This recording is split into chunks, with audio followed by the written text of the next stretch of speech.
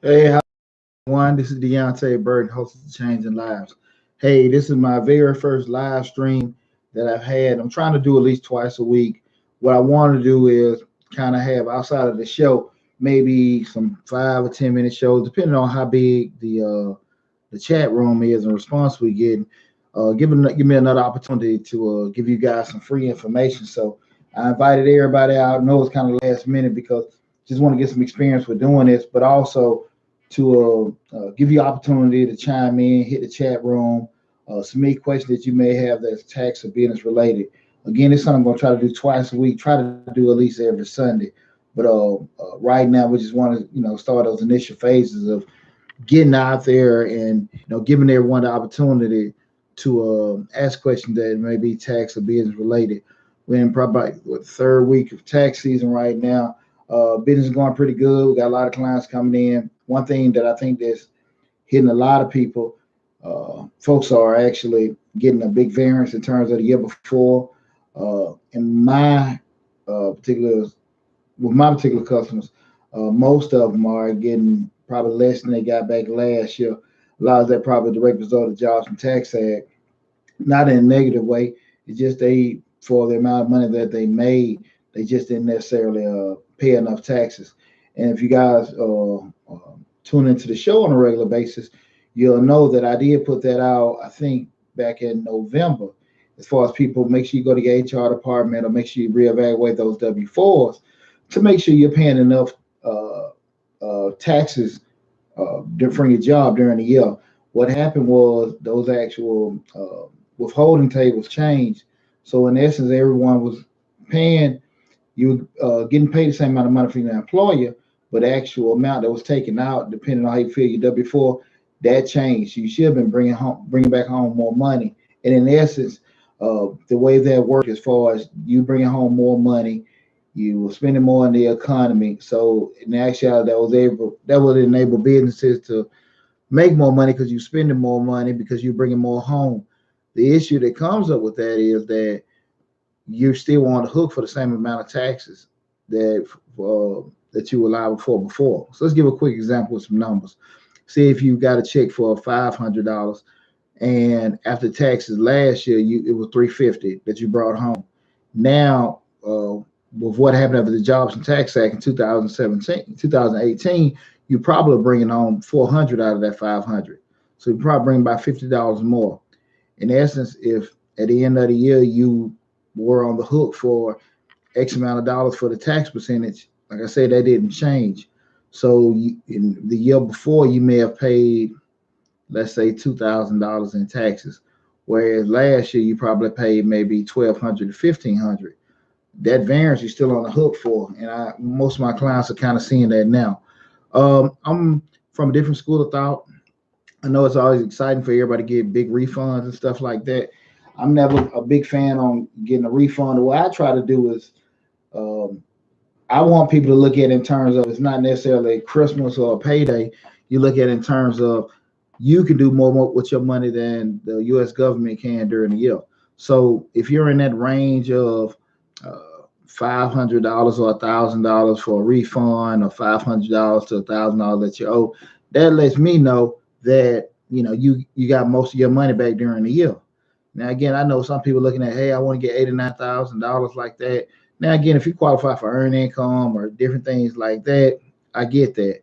But the thing I think a lot of people don't understand is that those that's more so depending on where you fall in line for a lower income bracket, to be able to be eligible for that with the high payouts for earned income and also the $2,000 that was double from last year for the child tax credit.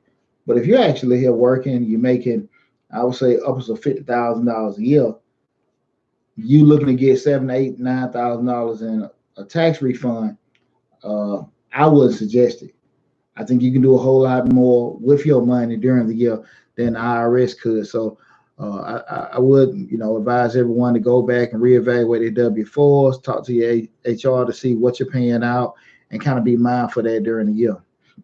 Uh, Again, if you, I open up the floor for anybody that want to tune in to the live chat and submit questions. We're gonna try to do this on a weekly or bi-weekly basis. Give folks the opportunity to ask questions. But tonight I want to talk about um, how to stop procrastination. And a lot of time, I know a lot of people procrastinate, and I've been the victim myself, especially in the world of social media. You got a lot of distractions out there. It's easy to get off your rocker, to kind of check out, who's liking what, who posted this, or some people just being, outright damn nosy. So what I want to do is kind of get like four little easy tactics people can use to help you avoid procrastination. Um, the first thing is when you're on task with something, I think sometimes we get a feeling that things just aren't progressing fast enough. And then if things ain't moving fast enough, I think it's going too slow. Your mind kind of wander. Let me go check on this. Let me check on that. And I advise anybody just stay focused. Uh, it's super, super easy to get pulled off course when you think things aren't moving at the pace you want them to be. I think if you go into a situation mentally understanding that this is a process, this may take me an hour, a day, or something like that, and you know that from the beginning or the onset of it, your mind to kind of stay on track instead of you just kind of get mentally fatigued relatively quickly and getting off task. So I think the first thing you just don't feel like it's moving fast enough, and the easy solution to that is kind of make your mind set to know that this is going to be a process, so you don't get off task too quick. The next thing you don't really know where to start on something. So it's just like when you put you just buy some furniture or get something from the store, those ones you got to assemble yourselves, and you see all these damn pieces scattered out everywhere. Now, of course, it's going in order how you get it done, but you see some places here, some places there may be easier. I can fix the drawers, I can fix the doors. I don't want to get all those other parts that will have a million pieces, but there is a chain that you're supposed to go about everything. And if we sit here and see a task that has all these different moving pieces, we kind of get off track with everything because we forget where we're supposed to start at and then go in a sequential order from there. So I think I challenge people with that when you don't know exactly where to start, stop, find a starting point. Don't even try to sit here and just do this and do that and everything. Focus on finding a starting point. Focus on getting a method or a pathway to get to your objective. Do that first and then move forward. I think if you try to just move forward without a clear path or clear order on how to do it, you'll be all over the place. And then next thing you know, you're going into something else, you're putting it off. Uh, uh, next thing you know, you spend an hour or two doing something that had nothing to do with it. So my best advice to you to do that when you don't have a clear path where to go, stop for a second and draft that out for yourself. Um, the third thing, when we start thinking about procrastination, sometimes people, when they're on something, they have this fear of failing, the fear of messing up with that. So psychologically, their mind get off track, and because they don't want to face certain tasks because it can make things insurmountable. Like, man, that's too much to do right now. I can't even figure that out. So you try to avoid it, go into something else, hop on something, I come back to it later and everything because of that fear of it's something that they can't even attain. And what I always say, fear breeds inaction, and we have no inaction. There's nothing going on whatsoever. So instead of just getting in those kind of ruts where you're not doing anything and putting it off and waiting a while, or waiting for somebody to come save you, uh, number one, address what you're scared of. Okay. Then when you look at what's scared, try to find solutions to overcome that fear. Now, most time we're fearful of something because we don't know nothing about it. We haven't prepared for it. So again, make yourself knowledgeable of what you need to take care of. Usually it's not nothing that you can't handle. It's just more so something that you're unfamiliar with that you just ain't got the courage of yet to just, go head on and knock it out. But that's the third thing in terms of people afraid of failure. And like I said, again, equip yourself with enough information so you don't get off track and start procrastinating to answer that solution or take care of that. So it's just not something that you just stay away from because you're scared of.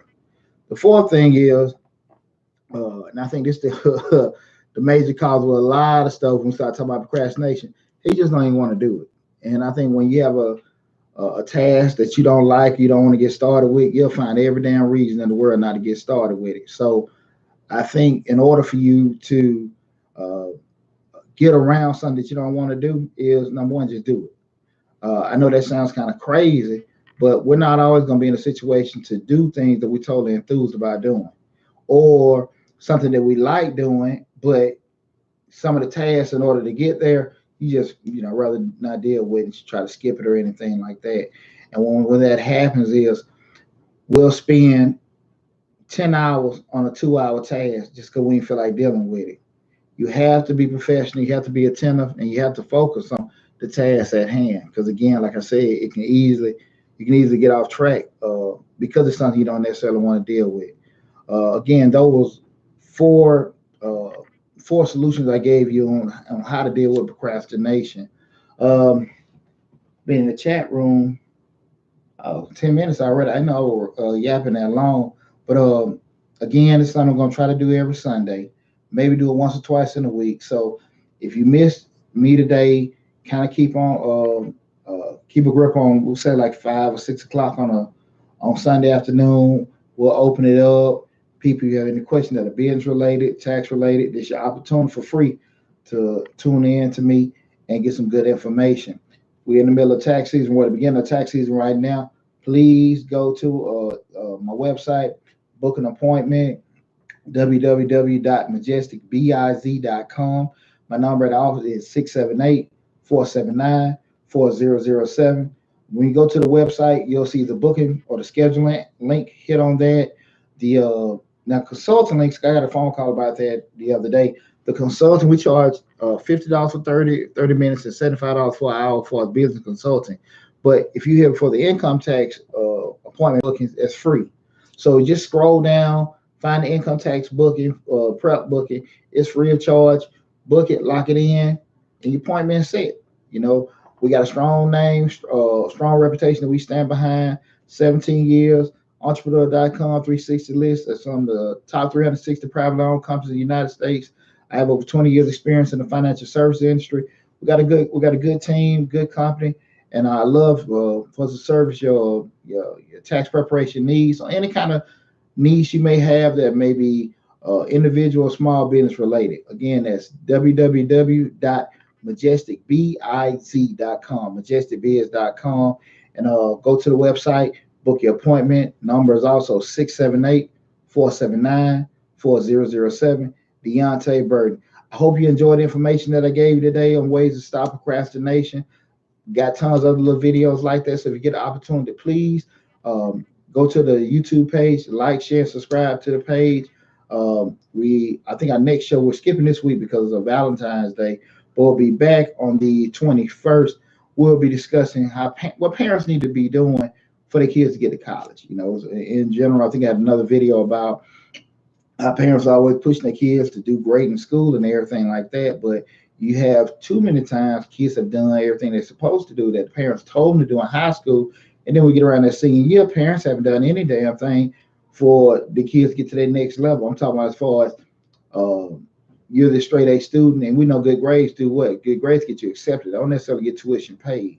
So the kid has done everything the parent told them to do, and they're ready to go to school. They're submitting to some of these schools, and the parents are letting them know right then and there we don't have money for it.